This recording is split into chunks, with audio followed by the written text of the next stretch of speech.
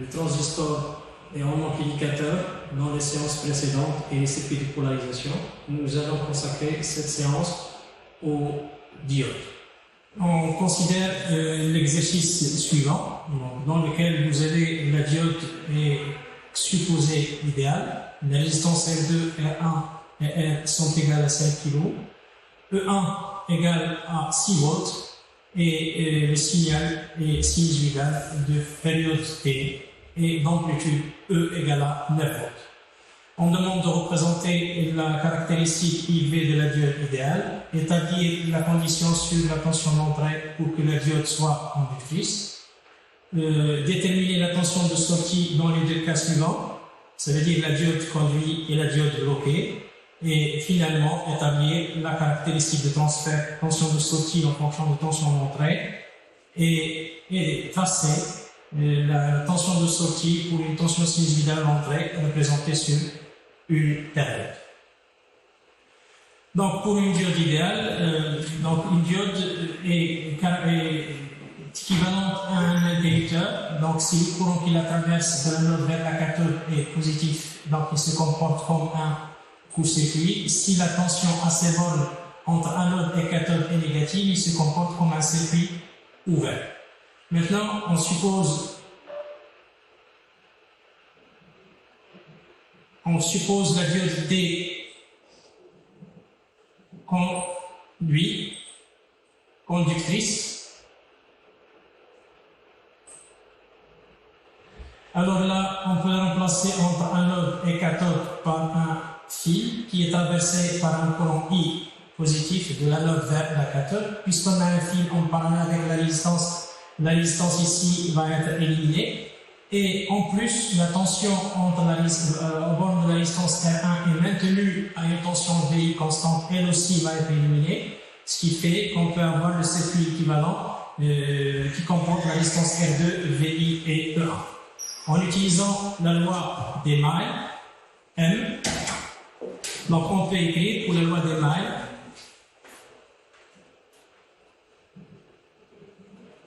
donc ici moins VI plus R2I plus E1 égale à 0, ce qui fait que je peux avoir I, c'est VI moins E1 sur R2. Alors le courant est positif puisqu'on a supposé une diode qui conduit, ce qui fait que le VI devrait être supérieur donc à E1. Ainsi,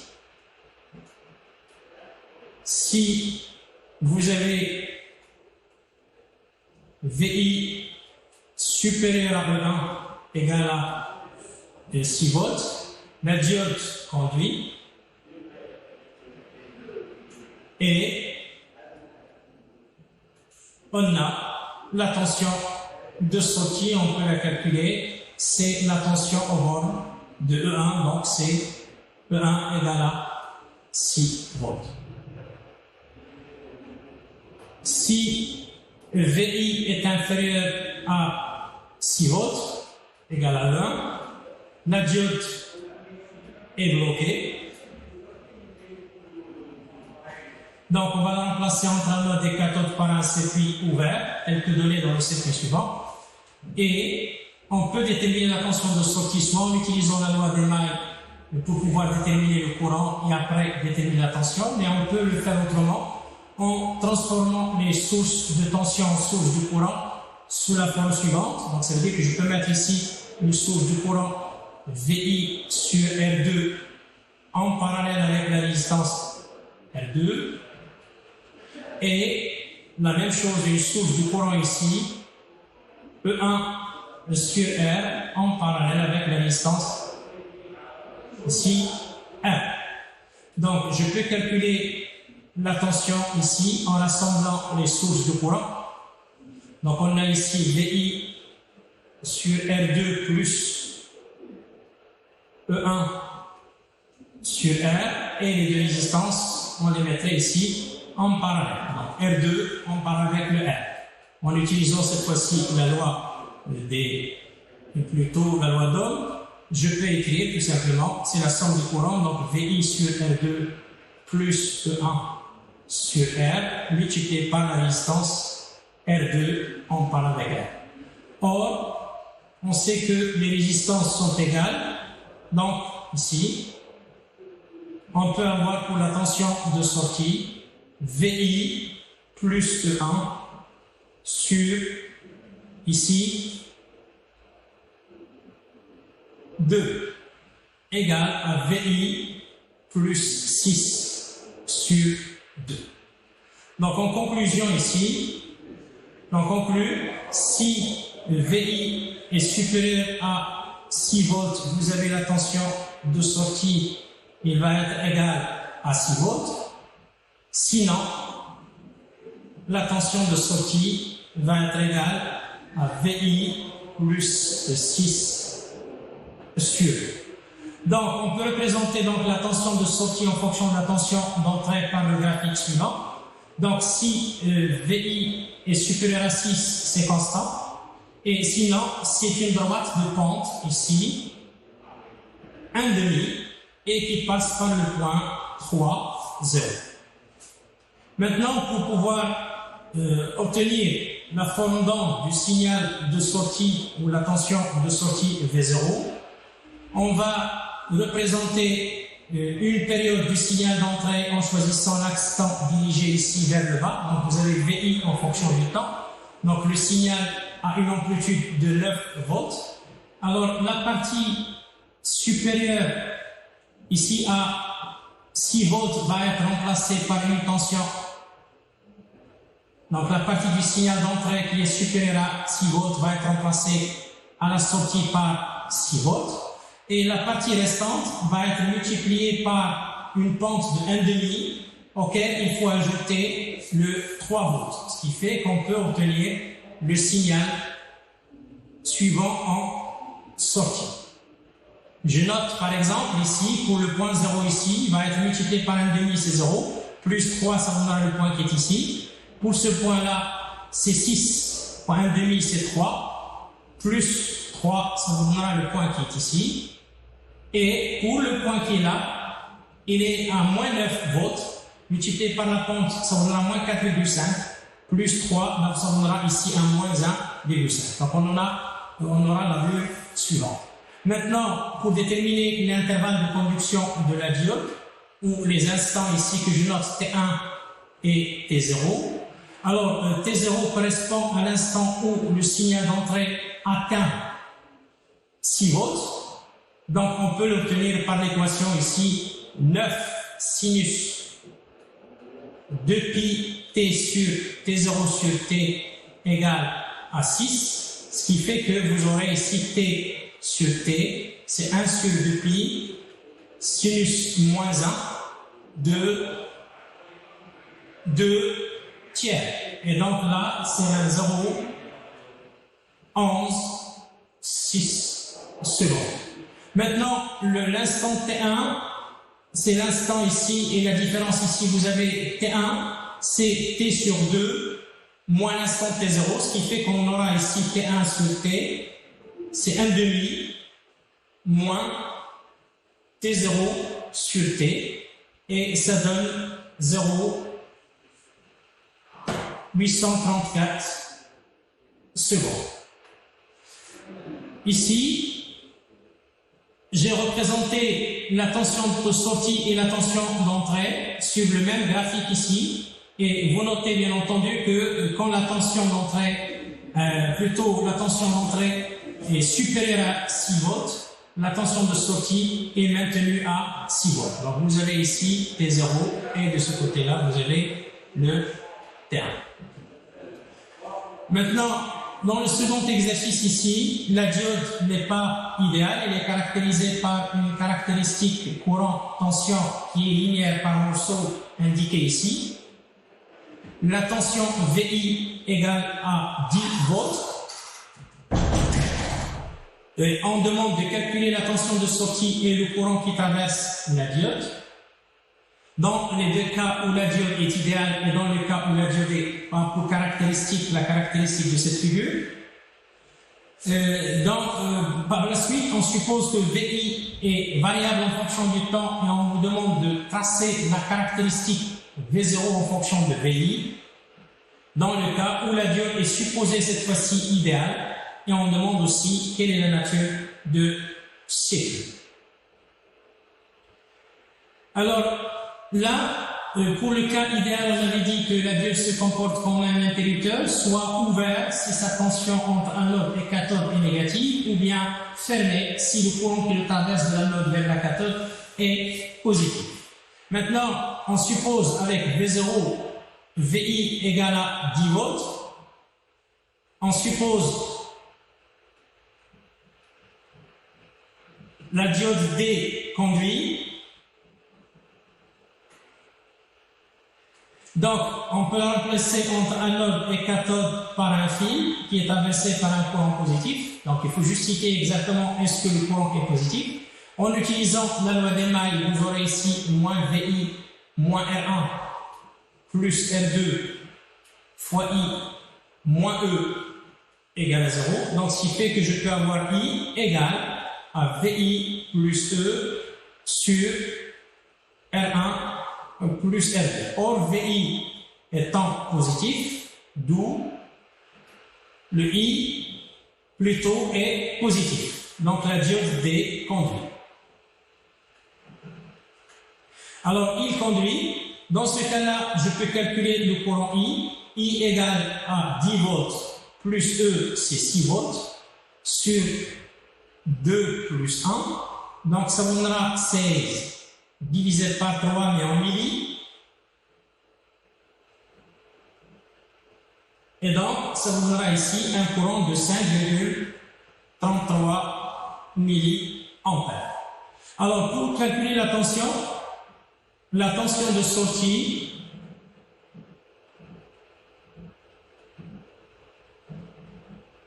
dans ce cas-là, il est donné par la formule. Donc, on peut la calculer en calculant la somme de la chute de la tension au bord de R2. Donc, c'est R2 multiplié par I plus moins E. Et donc, ça donnera 1 kg fois 5,33 milli moins 6. Donc, ça donnera ici moins 0,67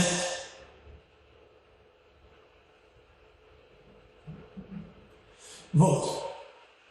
Alors, maintenant, on demande de refaire les mêmes calculs, mais avec une caractéristique qui n'est pas, qui est linéaire par morceau ici. Donc, la diode est caractérisée par plutôt une droite, bien sûr ici, si la tension est supérieure à 0,7, et le courant il est nul, bien sûr, si la tension est inférieure à 0,7. Donc, cette caractéristique, on peut l'écrire sous la forme suivante: le courant égal à 0 si la tension au borne de la diode est inférieure à 0,7 volts, et c'est V moins, bien sûr, 0,7 ici, divisé par la pente ici, parce que vous avez ici une pente 1 sur RD. Je vais représenter par la suite RD comme étant grand RD. Donc ici, si V est supérieur à 0,7 volts.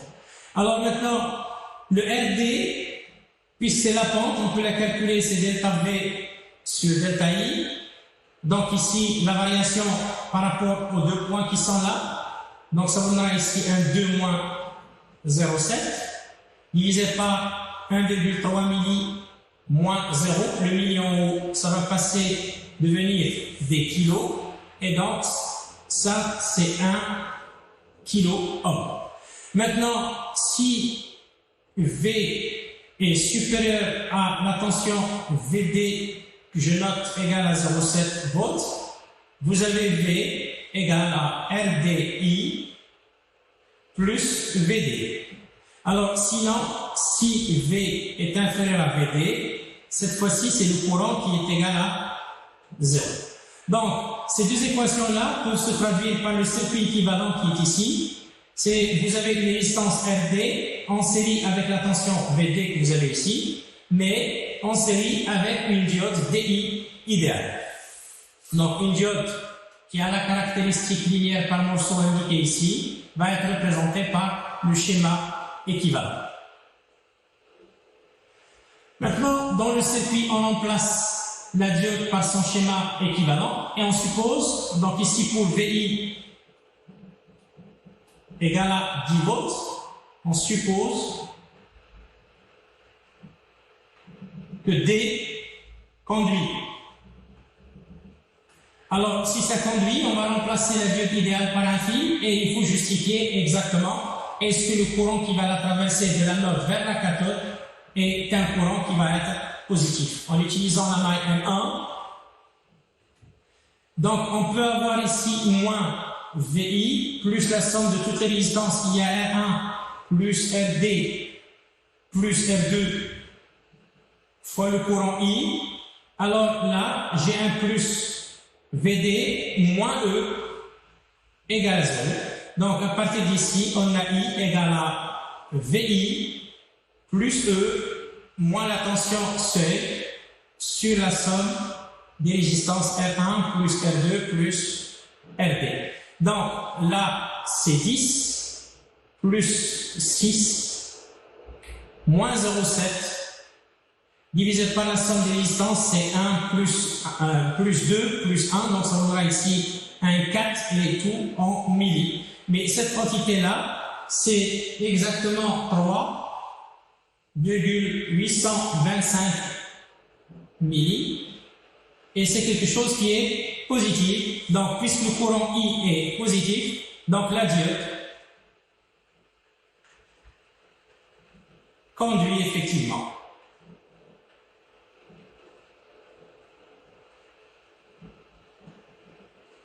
Donc, puisqu'il conduit, donc le courant I, cherché, c'est 3,825 mA. Et la tension, on peut la déduire directement de la même manière, c'est la chute de tension au bornes de R2 plus moins E. Et donc, ça vous donnera ici R2, c'est 1, donc c'est un 3,825 ici, moins 6. Le tout volt ici, et donc c'est un moins 2,175 volts. Maintenant, dans ce cas-là, on va supposer que D est idéal, et on suppose que VI est variable déjà, VI variable en fonction du temps. On suppose que D conduit. Alors, si ça conduit, on remplace par un fil et on utilise la loi des mailles. Donc, avec la maille M, on aura ici le courant I, c'est VI plus E sur la somme des résistances R1 plus R2. Et ça devrait être plutôt positif. Donc, à partir de là, donc ici, plutôt il faut que ça soit positif, ça veut dire que VI ici devrait être supérieur à moins E. Donc là, je peux déduire à partir de là la tension de sortie. Donc si VI est supérieur à moins E, D conduit, et on peut calculer la tension de sortie de la même manière que ce qu'on avait fait en transformant les sources de tension en sources de courant. Donc on peut avoir ici V0, c'est le courant VI sur R1, moins le courant E sur ici R2, le tout fois la résistance R1 en parallèle avec R2. Donc ici ça vous donnera un R2 sur R1 plus R2 fois VI, moins E, R1 sur R1 plus R2. Donc ici, le R2 c'est 1, donc ça donnera 1 tiers VI moins E fois R1 sur R1 plus R2, c'est l'équivalent de 4, parce que vous avez ici 6 fois 2 c'est 12 divisé par 3, donc ça donnera 4. Maintenant, sinon, ça veut dire VI est inférieur à moins E. Dans ce cas-là, je peux calculer la tension de sortie puisque la diode est un circuit ouvert entre anode et cathode, il n'y a pas de courant, il n'y a pas de chute, donc de tension au bord de la résistance R2, on peut déduire directement la tension V0, c'est moins E, égale à moins 6 volts. Ainsi, la caractéristique ici de transfert, dans ce cas-là, donc il est représenté sous cette forme. Donc c'est une pente ici d'une droite de 1 tiers, donc il va passer par le point moins 4, 0. Et quand ça dépasse ici le moins 6, donc ça devient inférieur à moins 6, vous aurez tout simplement ici la tension de sortie est limitée à moins 6. Donc le circuit est appelé un limiteur. Donc il s'agit ici d'un limiteur. Donc il limite la tension à la sortie à une certaine valeur, donc il va la correcter à une certaine valeur. Dans cet exercice, les deux diodes D1 et D2 sont supposées idéales, les résistances R1 et R2 sont égales. Vous avez ici VI, et c'est un signal sinusoïdal de période T et d'amplitude 10 volts. On demande tout simplement de calculer la tension de sortie, la représenter, et calculer sa valeur moyenne. Maintenant, puisqu'on a un signal sinusoïdal, on a une alternance positive et une alternance négative. L'alternance positive va passer par D1, ceci va être bloqué, et l'alternance négative va passer par D2 et D1 va être bloqué, c'est ce qu'on va justifier par la suite. Alors, pendant l'alternance positive, le circuit est équivalent ici, D1 conduit et D2 bloqué, c'est ce qu'on va justifier ici en calculant le courant ID et la tension vers V anode cathode 2. Donc ici, VI étant positif, ici le circuit peut être représenté sous la forme équivalente suivante. Vous avez ici VI, et de ce côté, vous avez les deux résistances qui sont en série, c'est R et R1, donc je mettrai ici R et ici R1, R et 1, et après je mettrai de ce côté ici le R2, comme ça. Alors, vous avez ici la tension de sortie, c'est la tension au bord de R1, donc vous avez ici K2, et de ce côté-là, vous avez A2. Donc ici, c'est la tension de sortie. Donc la tension de sortie, en utilisant le diviseur de tension, ça est R sur R plus R1, multiplié par VI, mais puisque les résistances sont égales, ça vous donnera ici un demi VI, mais VI étant positif, donc là V0 est positif. D'autre part, le courant ID1, c'est le courant qui rentre ici. Donc, on peut le calculer directement. ID1 ici, il est positif en fait. Pourquoi? Parce que c'est VI sur la résistance équivalente, c'est R2, en parallèle avec R plus R1. Donc ici, puisque VI est positif, donc vous avez ici ça, c'est positif. Donc la diode D1 la conduit. Donc ici, on vient de justifier que la diode D1 conduit. Maintenant, si je calcule VA2, K2, en fait, la tension entre anode et cathode, c'est moins V0, mais le V0, il est déjà positif, donc ça vous donne ici négatif. Donc ici, je peux dire que le D2, bien sûr, est bloqué. Donc la tension de sortie, d'où la tension de sortie, il vaut ici un demi V. Pour l'alternance négative, de la même manière, la diode D2 conduit alors que la diode D1 est bloquée. Donc le schéma ici va être, puisqu'on a une alternance négative, ça veut dire que le VI il est négatif, donc ça c'est l'alternance négative, et le schéma il va être plutôt transformé sur la forme équivalente, ici. Vous aurez deux résistances qui sont en série, cette fois-ci c'est R et R2, donc je mettrai ici R et R2, et la résistance R 1 ici, et vous avez ici R, vous avez R2. Donc le A, c'est ici c'est A1, le courant ID2, et de ce côté-là vous avez K1. Et la tension de sortie, c'est entre K1, vous voyez, et donc ici la tension de sortie. Donc V0, diviseur de tension ici, parce que R et R2 sont en série.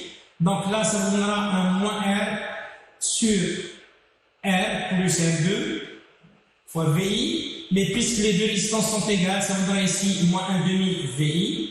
Puisqu'il s'agit ici d'une alternance négative, donc la quantité qui est là, elle est positive, donc là, c'est positif. Maintenant, si je calcule V1 node 1, cathode 1, donc V1 node 4, donc ça c'est moins V0, donc la quantité qui est ici, il est positive, donc ça veut dire ici, il est négatif. Donc on dit, donc la diode D1 est effectivement bloquée. Maintenant, je calcule le courant ID2 pour justifier est-ce que la diode D2 conduit. Donc ID2 c'est moins VI sur la résistance équivalente de l'ensemble, et cette fois-ci c'est R1 qui est en parallèle avec R2 plus R. Et cette quantité, puisque VI est négatif, il y a un signe moins là, donc ça devient positif. Là, je peux dire tout simplement que D2 est conductrice. Donc D1 bloqué et D2 conductrice. Alors on peut déduire ici la tension de sortie V0, c'est moins 1,5 V. Donc notez ici que la caractéristique de transfert de ce circuit peut se mettre sous la forme suivante. Vous avez ici V0, vous avez ici VI, donc vous avez là une pente de 1,5 et de ce côté-là vous avez une pente de moins 1,5. Donc c'est une caractéristique visuelle qu'on avait vue déjà dans le cours et qui représente bien sûr la caractéristique d'un redresseur double alternance. Donc ici c'est un redresseur double alternance. Donc je représente ici en vert la sortie V0 et en bleu c'est la tension d'entrée. Donc vous voyez que c'est un signal qui est créé, donc il est créé les deux alternances, l'alternance positive et en même temps l'alternance négative. Maintenant pour calculer la moyenne, puisque celui-là il est périodique de période T sur 2, donc c'est une période, là c'est la période globale du signal d'entrée T, donc c'est une périodique de période T sur 2. Pour calculer la moyenne, donc la moyenne V0 c'est 1 sur la période du signal de sortie et j'intègre sur la période. Le signal il a 5 sinus parce que c'est la moitié, donc 5 sinus de 2 pi T sur grand T dt. Alors là, si on intègre, donc c'est 1 sur T sur 2 multiplié par 5 fois T sur 2 pi. Et là, c'est un cosinus 2 pi T là entre 0 et T sur 2. Parce que la primitive de sinus c'est un moins cosinus, j'ai inversé les bornes d'intégration. Et donc cette quantité-là, il vous donne le 2. Donc là, ça vous donnera exactement le T, ça va simplifier et ça vous donnera 10 sur pi volts.